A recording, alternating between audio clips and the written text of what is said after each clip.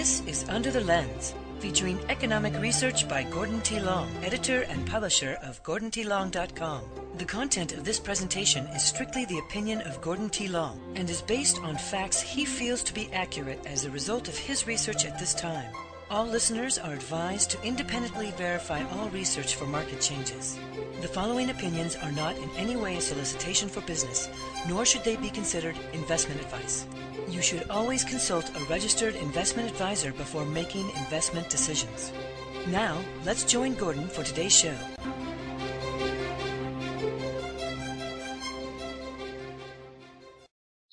Good morning. It is Tuesday, June the 24th, 2014. I'm Gord Long at GordonTLong.com. As is normally the case, I have a lot of charts for us to go through this morning, so therefore I will pass over some of them quickly and leave you to examine them further at your leisure. You'll need to open your viewer to full screen viewing or you'll not be able to see some of the detail I'll be discussing. A reminder before we begin, do not trade from any of these slides. They are for educational and discussion purposes only. The purpose of the audio is to discuss key developments in those areas not specifically updated in this month's Global Macro Tipping Points Research Report document. The research document this month updates the global risk and tipping points. Therefore, the slides this morning will focus on our other three report areas of the GMT report, the macro, regional, and U.S. economic developments. As I often do, I'd like to tie them together into a single discussion. I want to focus on what I see to be the further advancement of monetary malpractice and how it is going global. I would like to revisit the delusional economics and distorted markets that we have evolved into. I'd like to talk about the path we've taken to these dysfunctional markets, and specifically talk about the U.S. Treasury market and the global equity market, so I could talk about credit markets, real estate markets, etc. It's the same sorts of issues. And I'd like to talk about liquidity versus wealth creation and versus collateral. I spent a lot of time in 2012 and 2013 talking about monetary malpractice and where it would lead. I discussed extensively the consequences of moral hazard and unintended consequences and how they could lead to dysfunctional financial markets. I additionally showed how misinformation and manipulation of CPI inflation measures, GDP deflators, and labor statistics was monetary malpractice and how it would lead to malfeasance, mispricing, and malinvestment as the price discovery process was corrupted. The mispricing of risk would be a logical consequence. I just published an analytic insights paper entitled The Delusional High, When Reality, Misguided Perceptions, and Delusion Intersect, which can be linked to from our commentary page of GordonTLong.com. I show there that deception of all types, if sustained over longer periods of time, usually leads to distortions, which in turn leads to delusional expectations, specifically how reality moves to misguided perceptions, which inevitably results in pure delusion.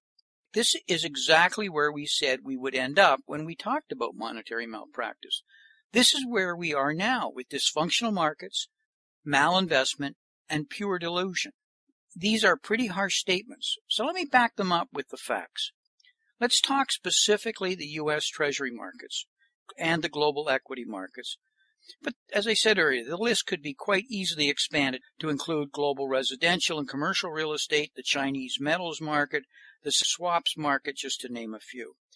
Consider that foreign direct investment in the United States has been falling steadily since the 2007 financial crisis, and quantitative easing has done nothing to change that. As a matter of fact, it has made a bad problem worse. U.S. Treasury sales are no longer being bought by foreign buyers to the degree required by the size of the U.S. government debt, budget deficits, or current account deficits. We are close to approaching net selling, in fact. Clearly, there is a loss of confidence in the U.S. Treasury notes and bonds being of sufficient value to merit investment. When the Federal Reserve announced its taper intention last fall, there was suddenly a mysterious buyer that appeared in Belgium that began buying unprecedented amounts of U.S. treasuries that made up for the lack of buying that was occurring and covered, actually, the amounts that Russia, as an example, were selling. If this white knight hadn't suddenly started buying U.S. treasuries, the market could have gone into freefall with rates spiking dramatically, rates that the U.S. government could not afford to pay now. Ever mind what is going to be required to finance 75 million baby boomers retiring at $10,000 a day expecting social benefits, entitlements that are unfunded, and with retirees no longer paying the payroll premiums used to mitigate an already bloated U.S. budget deficit. The suspects for this mysterious buyer, who apparently can't be identified through Euroclear in Belgium, if you can believe the ridiculous simplicity of the media reporting on it, were speculated to be the Federal Reserve, the U.S. Treasury, maybe the ECB, the People's Bank of China, where there's a gross fixed capital formation problem that a rising yuan was very much jeopardizing, and or the Bank of International and IMF, who are charged with keeping balances, at least on a short-term quarterly basis. All have motivations, all had reasons to keep it quiet, and all had sources of funds to orchestrate it. The fact that we are even speculating on this sort of deception shows the level we have migrated to and are beginning to accept. With the advantage of hindsight, here in June, we can see some things more clearly. The Belgian buying increased from $180 billion in October to $366 billion in April. This was an increase of $186 billion.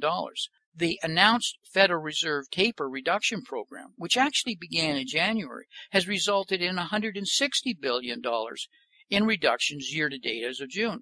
This is so close as to suggest that the U.S. Treasury actually orchestrated this buying to front-run the Fed taper program and to ensure stable bond markets as taper was rolled out. It was successful. All of this is deception and manipulation, no matter who the party and motivation is. It means mispricing of risk and dysfunctional markets. The Federal Reserve now owns over 1/3 of the U.S. Treasury market. It now controls the long-end inventory in addition to the short-end rates. Since the Federal Reserve now controls the bond market, it means we no longer have a free market system where debt is priced based on market pricing. The Fed now effectively dictates that price. This means with the continued policy of financial repression, we should expect U.S. Treasury yields to continue to fall, thereby making it easier to pay the U.S. debt.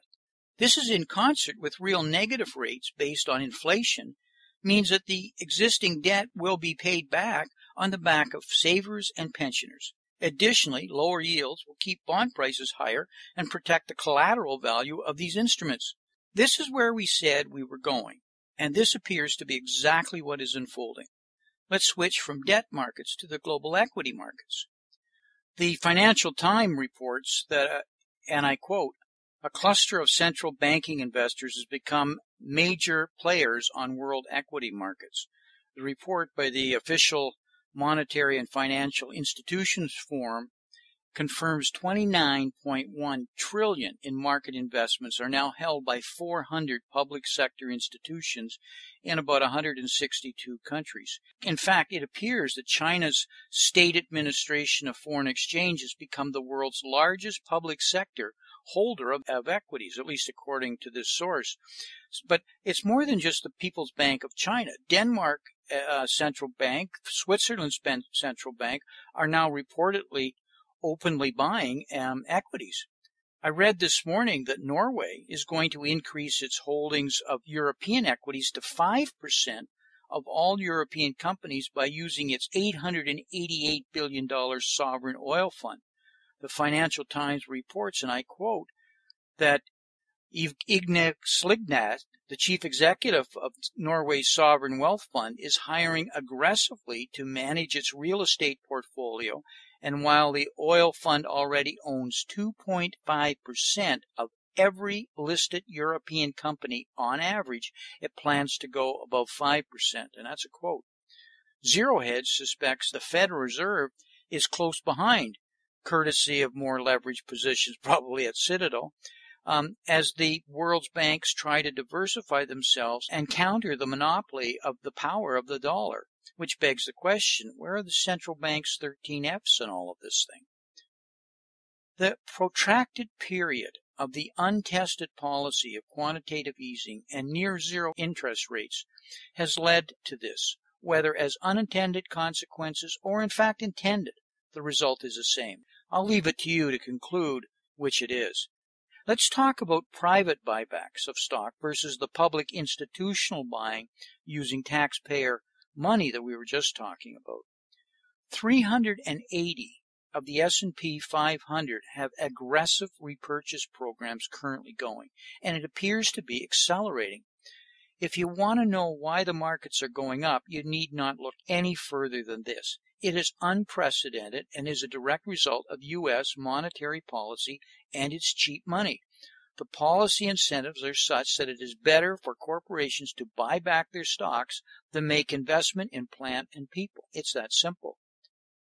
Overall, what we've had in 2 years is of just under $985 billion in stock buybacks and dividends.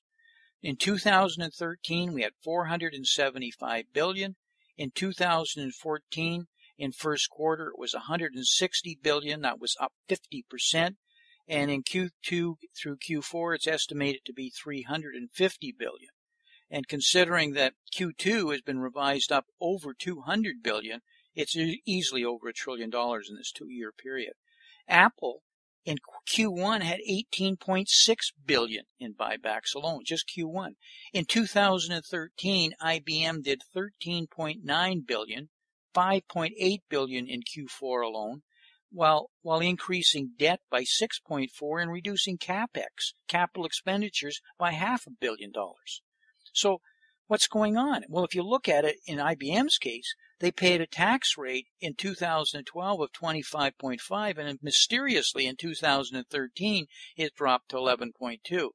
It's begging the question on whether there's some real tax incentives additionally going on here to foster this really just without discretion buying of stocks. Oracle has just bought $2 billion in Q4.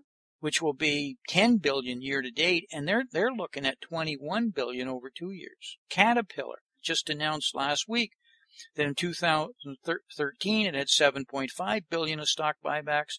They were announcing $10 billion more. This buyout activity is outpacing the EBITDA, which is nearing contraction, or the burn rate. EBITDA being earnings before interest, tax, depreciation, and amortization. In other words, their cash has been drying up. Their ability to generate cash is falling significantly. They have lots of cash that they haven't spent other than in buybacks and loans that they've acquired. But even that cash is being quickly depleted. 80 to 90% of all profits right now in the S&P 500 are going into buybacks and dividends. Think of what this means when 2/3 of the world's market cap is in 5 markets, with the U.S. and Japan dominating. Only 3 countries in the Morgan Stanley Emerging Market Index have total market caps that are larger than Apple. Total market caps that are larger than Apple alone.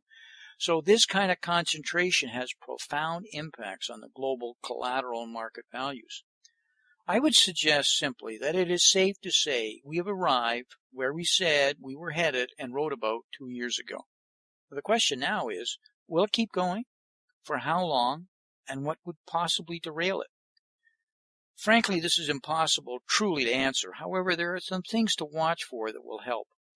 Few seem to appreciate that the liquidity the central bankers create and are creating, though the Federal Reserve is now slowing, is not new wealth, nor is it new collateral.